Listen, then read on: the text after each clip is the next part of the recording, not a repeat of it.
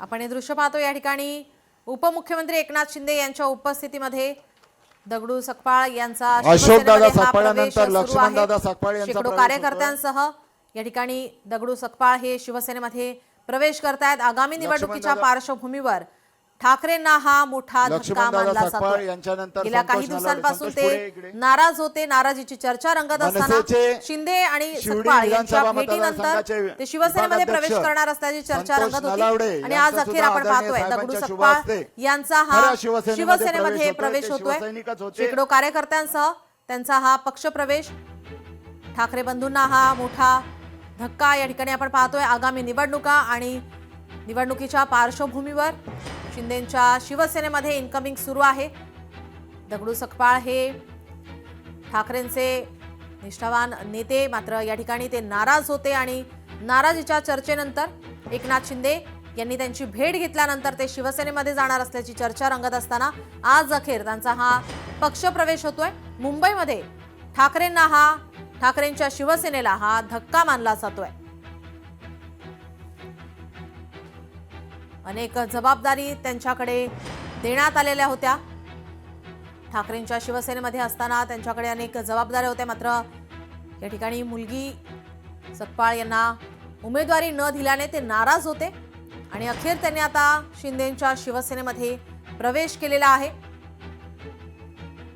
ठाकरेंच्या शिवसेनेला हा धक्का मानला जातोय। आगामी निवडणुकीच्या पार्श्वभूमीवर हा मोठा धक्का नंदनवरवर या ठिकाणी शिंदेंच्या उपस्थितीमध्ये पक्षप्रवेश सोहळा पार पडतोय। शेकडोंच्या या ठिकाणी कार्यकर्त्यांच्या उपस्थितीमध्ये हा पक्षप्रवेश पार पडत आहे।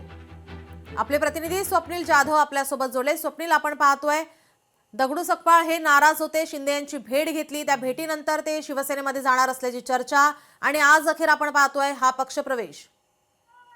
नीलम, नक्कीच एक ठाकरे बंधूंच्या सभेपूर्वी उद्धव ठाकरेंना मोठा धक्का मानला जात आहे, कारण ज्येष्ठ नेते आहेत दगडू सकपाळ शिवसेनेचे।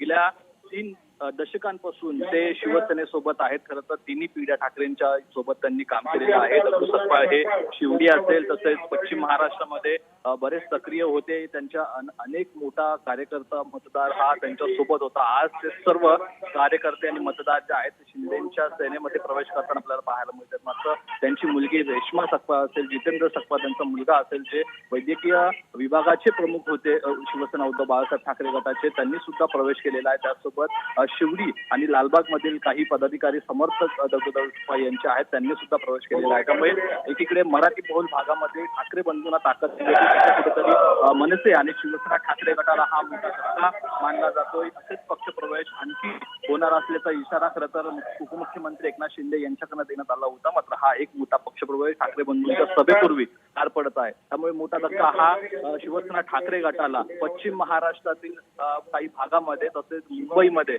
मानला जातोय। जी स्वप्नील, आपण जर पाहिलं तर हा संपूर्ण भाग जो आहे याची जबाबदारी जी आहे ती निलेश राणे यांच्याकडे सोपवण्यात आली होती, मात्र या पक्षप्रवेशावेळी ते कुठे दिसत नाहीयेत। नक्कीच शिवडी लालबाग परळच्या भागाची जबाबदारी जी आहे ती निलेश राणे यांच्यावरती देण्यात आली होती। यापूर्वी जेव्हा भेट झाली होती दगडू सकपाळ यांची, तेव्हा निलेश राणे सुद्धा उपमुख्यमंत्री आणि शिवसेनेचे मुख्य नेते एकनाथ शिंदे यांच्या सोबत होते। मात्र एकीकडे बघितलं तर प्रचारात निलेश राणे कुठेतरी व्यस्त आहेत असं यामध्ये पाहायला मिळते आणि या ठिकाणी दगडू सकपाळ यांचा पक्षप्रवेश करत आहे। मात्र दगडू सकपाळ यांच्या सोबत त्यांची 2 मुलं आणि त्यांचे कार्यकर्ते मनसेचे नलावडे हे सुद्धा या शिंदे गटामध्ये पक्षप्रवेश करताना पाहायला मिळतात। मात्र एकीकडे हे जरी मोठा माइलस्टोन हा शिंदेच्या शिवसेनेसाठी असला तरी मोठा धक्का हा शिवसेना ठाकरे गटाला आहे। जी नक्की स्वप्नील, जर आपण पाहिलं तर या ज्या भागामध्ये आपण पाहतो परळी भागामध्ये दगडू सकपाळ यांच्याकडे सुद्धा ठाकरेंच्या शिवसेनेकडून मोठी जबाबदारी देण्यात आली होती, मात्र ते नाराज होते। त्यांची नाराजी कुठेतरी दूर करण्यामध्ये ठाकरेंच्या शिवसेनेला या ठिकाणी अपयश आलेलं पाहायला मिळतंय। दगडू सकपाळ हे जुने आणि निष्ठावान शिवसैनिक आहेत आणि एकूणच 3 पिढ्यांसोबत काम केलेलं आहे। मात्र आजही दगडू सकपाळ हे इमाने इतबारे शिवसेना भवनातून आपला कारभार सांभाळत होते। मात्र त्यांची मुलगी ही शिवडीमधून उमेदवारीसाठी इच्छुक होती, नगरसेवक पदासाठी इच्छुक होती, मात्र त्यांची उमेदवारी ही कापली गेली, नंतर त्या नाराज झालेल्या। त्यानंतर दगडू सकपाळ हे सुद्धा नाराज झाले होते। मात्र मध्यंतरी अनेक घडामोडी घडल्या त्या दरम्यान उपमुख्यमंत्री एकनाथ शिंदे यांनी सुद्धा भेट घेतली होती. मात्र दगडू सकपाळ यांची नाराजी कुठेतरी त्यांची मनधरणी करण्यामध्ये ठाकरे गट अपयशी ठरल्यामुळे हा मोठा निर्णय दगडू सकपाळ यांनी घेतला असल्याचं पाहायला मिळतं. त्यामुळे एकूणच यामध्ये स्वप्नील, मी आपल्याला थोडं थांबवते. या ठिकाणी दगडू सकपाळ बोलतायत.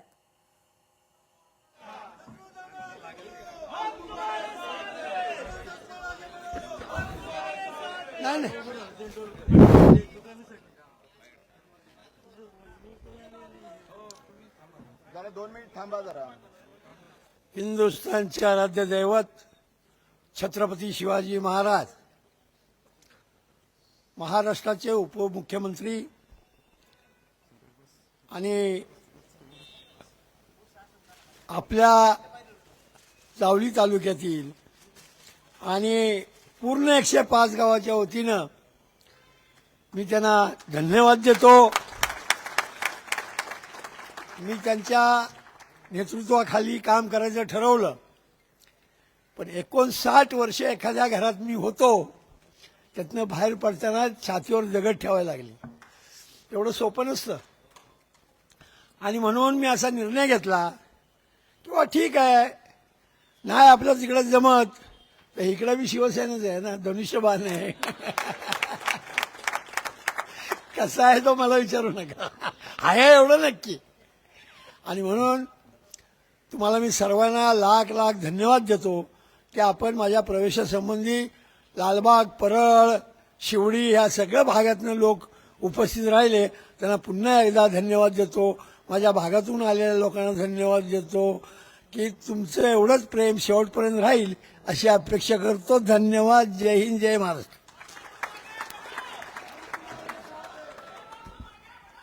धन्यवाद दादा. यानंतर आपल्या सर्वांचे भाग्यविधाते आणि महाराष्ट्राचे लाडके उपमुख्यमंत्री आदरणीय साहेब आपल्याला सगळ्यांना संबोधित करतील.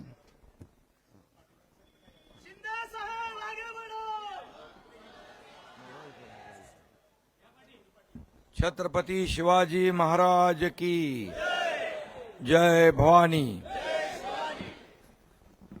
खरं म्हणजे आज शिवसेनेसाठी आणि बाळासाहेबांच्या विचारांच्या शिवसेनेसाठी, धनुष्यबाणासाठी आणि खऱ्या शिवसेनेसाठी आजचा दिवस आनंदाचा आहे. कारण दगडूदादा म्हणजे बाळासाहेबांचे कट्टर निष्ठावंत शिवसैनिक आणि बाळासाहेबांचा कट्टर मावळा म्हणून दगडूदादांचं नाव संपूर्ण मुंबई आणि महाराष्ट्रामध्ये आपण घेतो. दगडूदादांसारखे असंख्य कार्यकर्ते, शिवसैनिक रक्ताचं पाणी करून, घरादारावर तुळशीपत्र ठेवून शिवसेना वाढवण्याचं काम दगडूदादांनी केलं. स्वतःच्या जीवाची पर्वा त्यांनी कधी केली नाही, पण शिवसेनेसाठी त्यांनी अंगावर, छातीवर वार घेतले, वार झेलले आणि आजही त्यांच्या अंगावर असंख्य वार आपल्याला पाहायला मिळतील. असा शिवसैनिक कुठे भेटणार?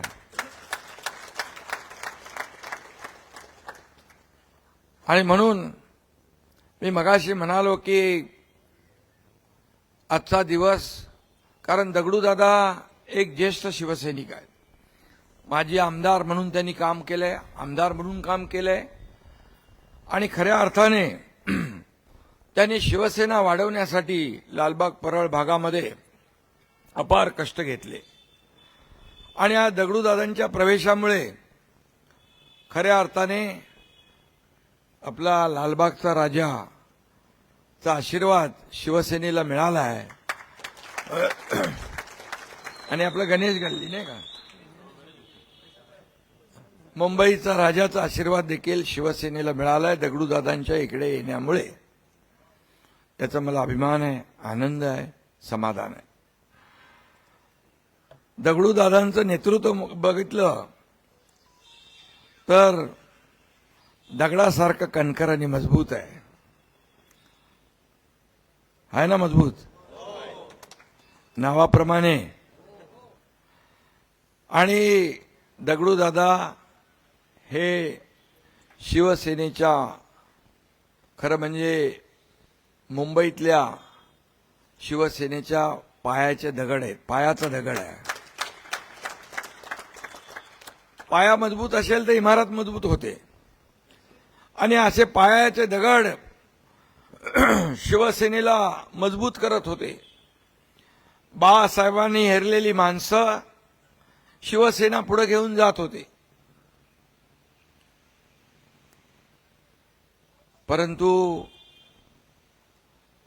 त्याचं मोल आताचे उबाटा जाणत नाही.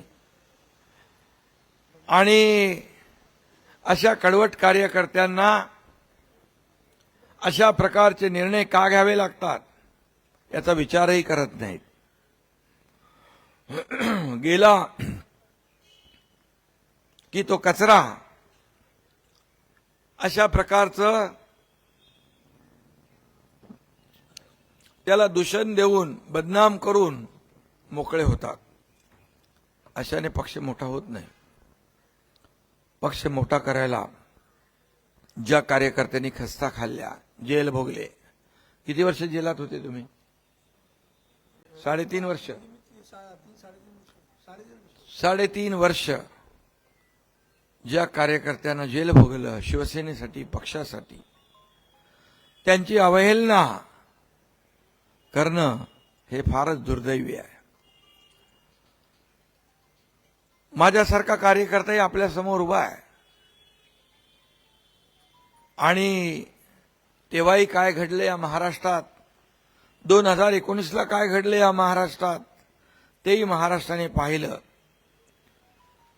आणि 2022ला काय घडलं तेही या महाराष्ट्राने पाहिलं. पण 2019ला या महाराष्ट्रातल्या जनतेने स्वीकारलं नाही. परंतु 2022च्या उठावाला या महाराष्ट्रातल्या जनतेने स्वीकारलं. आणि म्हणून दादा झालेली 2024ची लोकसभा आणि झालेली विधानसभा यामध्ये जनतेने कौल दिला आणि आपण 80 जागा लढवून 60 आमदार निवडून आणले. जनतेने कौल दिला, जनतेने आपला निर्णय स्वीकारला. कारण महाराष्ट्रातल्या तमाम जनतेच्या मनातला निर्णय आम्ही घेतला. आणि म्हणून मी एवढंच सांगतो, बाळासाहेब अशा दगडूदादांसारख्या कार्यकर्त्याला, सहकार्याला सवंगडी समजायचे. परंतु आताचे जी लोक आहेत ती सवंगड्याला घरगडी समजायला लागले. मालक आणि नोकर हा भेद सुरू झाला. तिथेच या ठिकाणी आजची परिस्थिती निर्माण झाली. याचं आत्मपरीक्षण, आत्मचिंतन त्या लोकांनी केलं पाहिजे. बेळगावच्या लढ्यामध्ये पण दगडूदादा होते ना तुम्ही? आणि मी पण होतो तिकडे दुसऱ्या तुकडीत. तुम्ही मला वाटतं भुजबळ साहेबांच्या बरोबर होते. आणि आम्ही दुसऱ्या तुकडीत होतो. आणि असे लोक तुरुंगवास, शिवसेनेसाठी, आंदोलनासाठी, या सर्वसामान्य मराठी माणसासाठी असे अनेक लढे दिले आणि अनेक आंदोलनं केली. शेकडो केसेस दगडूदादांवर आहेत. परंतु केसचा कधी त्यांनी विचार केला नाही. जेलचा कधी विचार केला नाही. अगदी पहाडासारखे शिवसैनिकांच्या मागे ते उभे राहिले. हे मी माझ्या डोळ्यांनी पाहिलंय. मी माझा एक अनुभव सांगतो. मी सभागृहाचा नेता झालो. मला आनंद दिघे साहेबांनी सभागृह नेता बनवला ठाणे महापालिकेत. तेव्हा मी आमदार नव्हतो. दगडूदा लोकशाही मराठी ऐका, पहा, जागरूक रहा.